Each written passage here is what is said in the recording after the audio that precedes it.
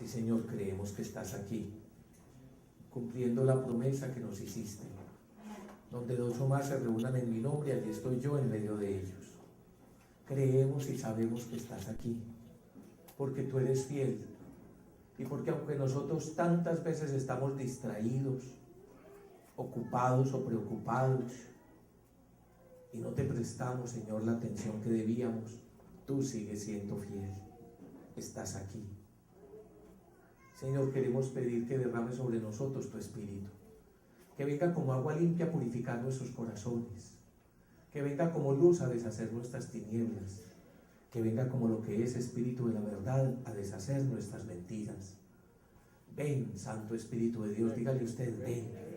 Ven, Santo Espíritu de Dios, ven, Maestro interior, Señor y dador de la vida. Espíritu Santo, ven a santificarnos. Espíritu Santo, ven a encarnar en mi vida la palabra.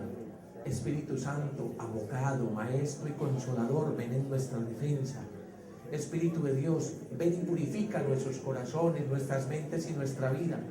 Ven y revélanos la palabra de Dios y ven y sobre todo encarna en nosotros la palabra.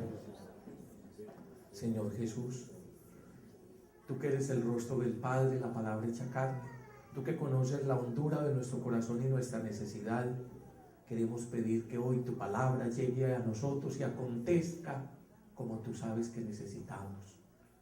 Y queremos pedirte por intermedio de María, por intercesión de María, tu madre y nuestra madre, que nos des las actitudes y sentimientos que le diste a ella, para que ante tu palabra y la acción del Espíritu, como ella, podamos decir y hacer. He aquí la esclava del Señor. Gloria al Padre, al Hijo y al Espíritu Santo. Como en un principio, ahora y siempre, por los siglos de los siglos. Amén. Amén. Los invito a tomar asiento.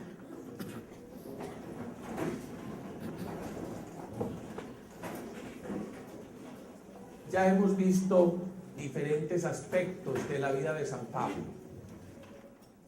Hoy vamos a tratar de introducirnos un poco en esa cronología y a meternos un poco más en ese mundo que le tocó vivir a San Pablo y en esas situaciones o coyunturas desde la cual escribió sus cartas, para que comprendamos mejor el texto de sus cartas. Repito, que las cartas de Pablo son escritos circunstanciales. ¿Y qué significa eso?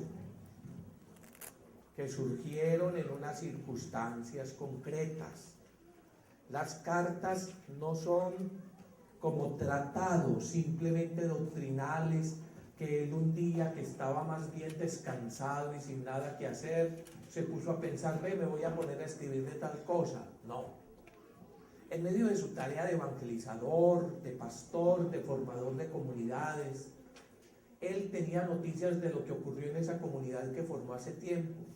Por su corazón pasaban los problemas, las inquietudes, las noticias que venían, y entonces a partir de las cartas seguía haciendo presencia en esa comunidad. Le escribía, por ejemplo, a esa comunidad de Corinto, una comunidad muy dispersa, una comunidad que provenía del ámbito del paganismo, acá al sur de Grecia, un puerto muy movido, un puerto que se caracterizaba por esa vida de puerto, más bien licenciosa, más bien de mucho bullicio, de mucha perdición, pero donde el Señor se había ganado un gran pueblo. Y entonces en ese pueblo de personas que habían acabado de salir del paganismo, de la idolatría, hasta antes de conocer a Jesucristo eran idólatras, vivían con una vida moral muy disipada. Entonces, después de conocer al Señor, aun cuando habían recibido grandes dones y el Espíritu de Dios se manifestaba fuerte en esa como en las otras comunidades, sin embargo tenían problemas como esta, de mal manejo del dinero. Salían de la oración y aprovechaban de los hermanos cristianos para pedirles prestado y nunca devolverles, para robarles. A su vida afectiva y sexual era un desorden. Tenía Pablo allá hasta noticias de un incestuoso. Su disciplina en la Eucaristía dejaba mucho que desear. Los partidos al interior de Corinto. Muchos de ellos ni siquiera creían en la resurrección, provenían de toda esa mentalidad del paganismo y aceptaban partes del cristianismo, pero cuando le hablaban de la resurrección, de Jesucristo resucitado, ellos no lo consideraban muy en serio. A ese tipo de problemas responde la primera carta a los Corintios. No más como para ponerles ejemplo, también el mal uso de los carismas. También entonces San Pablo respondía a la coyuntura que cada una de esas comunidades tenía. Por eso les digo, es importante que conozcamos lo que pasaba en esa comunidad cristiana para que podamos entender las cartas de Pablo. Las cartas de Pablo también suponen un proceso en la fe. Por eso, si uno no ha hecho un proceso en la fe, no va a entender nada de las cartas de Pablo. ¿Qué proceso en la fe supone? Se los digo así muy cortico. Le respondo. Entonces, las cartas de Pablo suponen un proceso en la fe. ¿Cómo fue la cosa? Diga conmigo. Suponen un proceso en la fe. No es bueno empezar a estudiar el Evangelio por las cartas de Pablo. No es bueno empezar a estudiar el Nuevo Testamento por las cartas de Pablo. No. Uno tendría que empezar a estudiar el Nuevo Testamento y uno tendría que empezar a introducirse en este mundo del cristianismo por los evangelios. Aquí probablemente muchos de ustedes ni siquiera se han leído un libro de los 27 del Nuevo Testamento, de los 72 de toda la Biblia. Empiecen a leer los evangelios. Empiecen a leer por los evangelios. No me diga como alguno que empezó a leer la Biblia por el Apocalipsis. Ilógico, no entendió nada. No entendió nada. Entonces empiecen a leerlo. ¿Por dónde se empieza a leer la Biblia? Pregúntenle al gritoncito de atrás por dónde se empieza a leer la Biblia. Por los evangelios. No se empieza propiamente a leer por las cartas. No.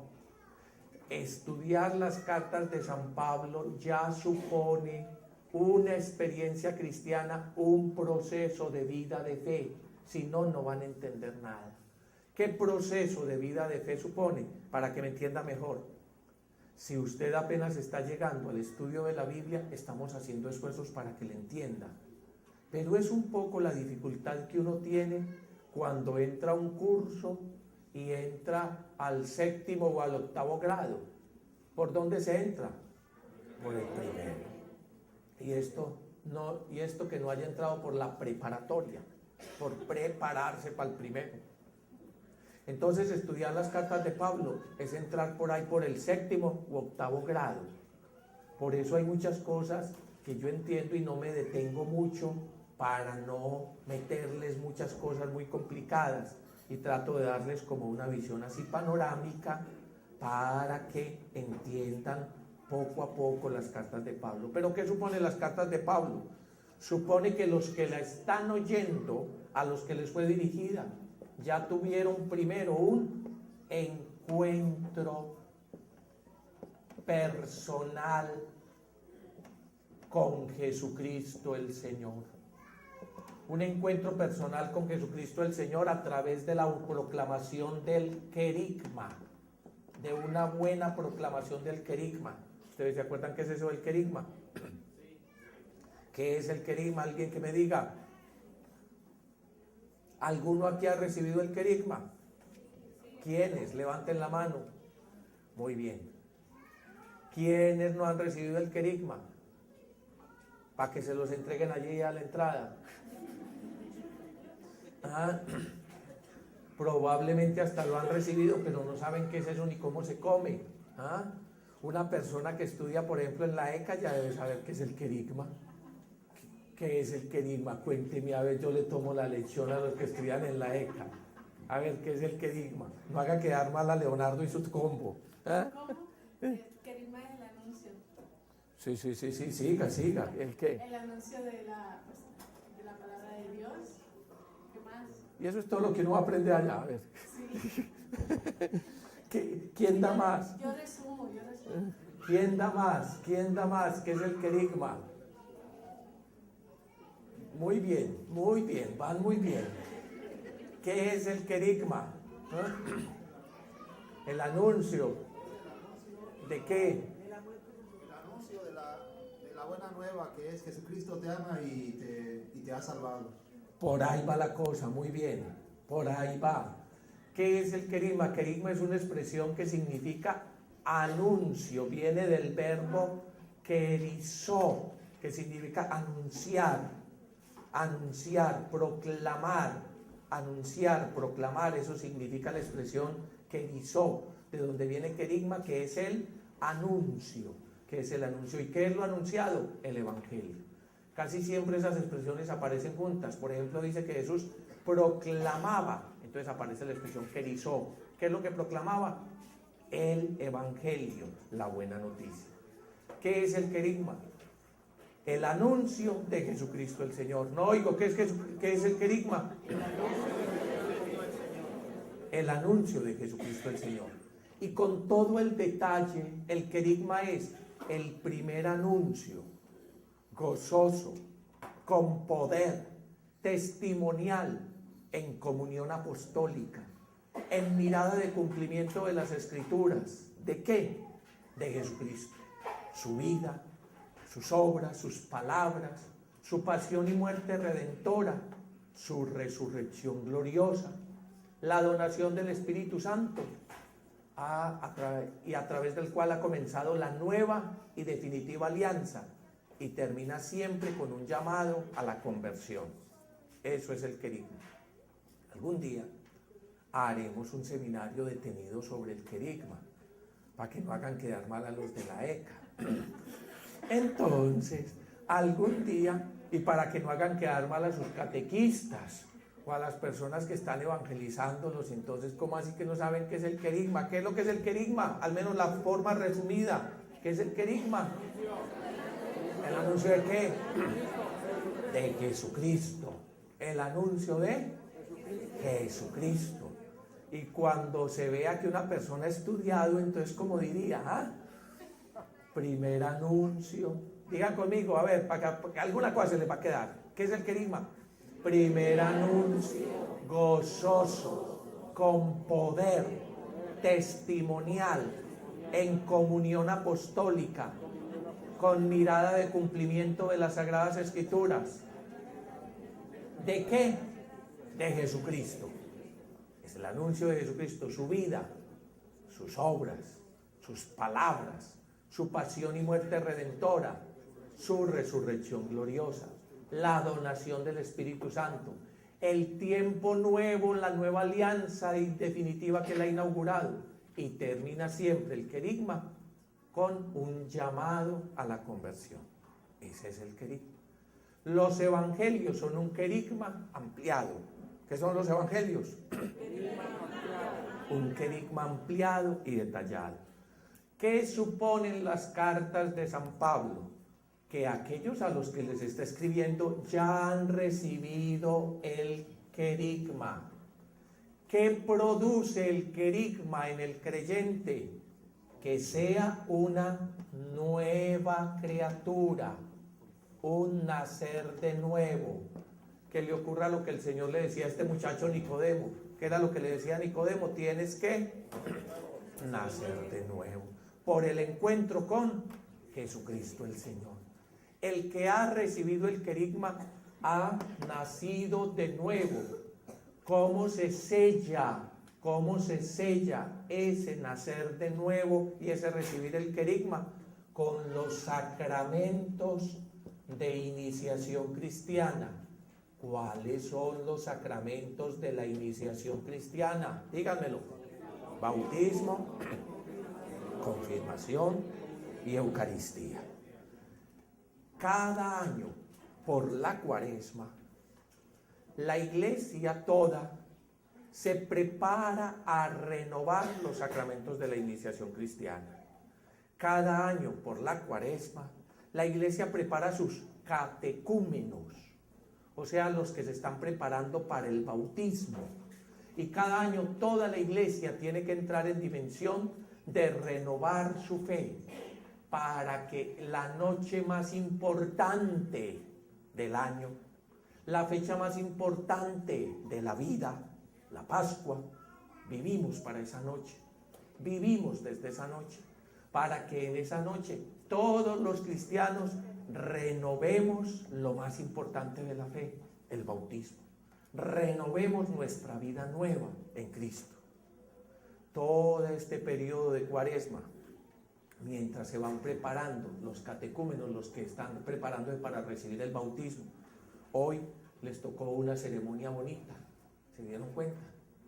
Efectivamente, antes de la segunda parte de la Eucaristía, entonces salen los catecúmenos después de haber profesado el credo, todavía no hacen parte en comunión de plenitud de la iglesia, va haciéndoseles con ello todo ese proceso. Y todos los creyentes en este tiempo tenemos que estarnos preparando para renovar nuestra fe, para renovar nuestro bautismo, en el momento cumbre que es la Pascua. En las iglesias primitivas, entonces, continuamente durante esta época de la Pascua se hacía la mistagogia. ¿Qué es la mistagogia? El penetrar en los misterios. El penetrar en los misterios de la fe, para que llegando a esa noche espectacular, a esa noche más luminosa que el día, como lo proclama el pregón, entonces todos renovemos nuestra Pascua, todos renovemos nuestro bautismo, todos con Cristo renovemos el que somos nueva criatura. En este tiempo de Cuaresma, los ciclos de la liturgia precisamente retoman temas de tipo querigmático. Los evangelios retoman temas de tipo querigmático, volviéndonos a presentar a Jesucristo de una manera muy bella. El ciclo A de la liturgia, que corresponde a este año 2008. Ustedes se acuerdan que cada año va cambiando el ciclo de la liturgia. 2008 ciclo A, se leía Mateo de una manera especial. 2009 ciclo B, se leía Marcos de una manera también especial. El ciclo C, A, se lee a Lucas. Les estaba diciendo que en este ciclo A, entonces se toman temas que son de tipo querigmático. Después del primer domingo de Cuaresma, ¿se acuerdan cuál fue la lectura? Muy bien, las tentaciones. El segundo domingo de Cuaresma, ¿cuál fue? La transfiguración. Muy bien, aquí hay uno que va a misa. El tercer domingo, ¿cuál fue? La samaritana, vamos mejorando. El cuarto domingo, ¿cuál fue? El ciego de nacimiento. ¿Y el quinto cuál va a ser? Lázaro. Muy bien, vas bien. No estar lejos del reino de Dios. Eso implica que los demás no están muy cerca. Entonces, en este ciclo A de la liturgia, es como una pedagogía a través de la cual se nos quiere volver a preparar para renovar nuestro bautismo y preparar a todos los catecúmenos. Muy bien, volvemos al tema. Les estoy diciendo que las cartas de Pablo suponen un camino. Suponen un camino. No es por donde se empieza a profundizar la fe. Es como el nivel 7 u 8, que supone primero que los que le están leyendo ya han tenido ese encuentro personal con el Señor, ya han nacido de nuevo, han entrado en la comunidad cristiana por los sacramentos de la iniciación. Aquí hay alguno que haya recibido el bautismo, la confirmación y la Eucaristía. Levante la mano, a saber si puedo seguir. Vea qué bien. Aquí hay alguno que haya recibido el querigma. Levante la mano. Muy distinto a lo que me decían hace rato.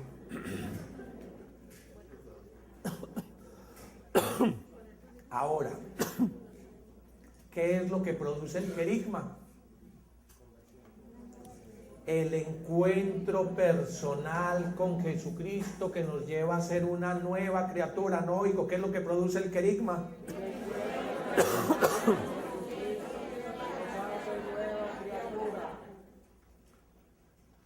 ¿Alguno de ustedes aquí se ha encontrado personalmente con el Papa? ¿Con el actual? Levante la mano. ¿Alguno de ustedes aquí se ha encontrado por ahí en la calle tirado $1.000.000? Levante la mano. Cáiganle. ¿Alguno de ustedes se ha encontrado una perla preciosa, allá valiosa en su vida? ¿Quiénes? Levanten la mano. ¿Alguno de ustedes ha tenido un encuentro personal con Jesucristo, el Señor resucitado? Levanten la mano. Amén.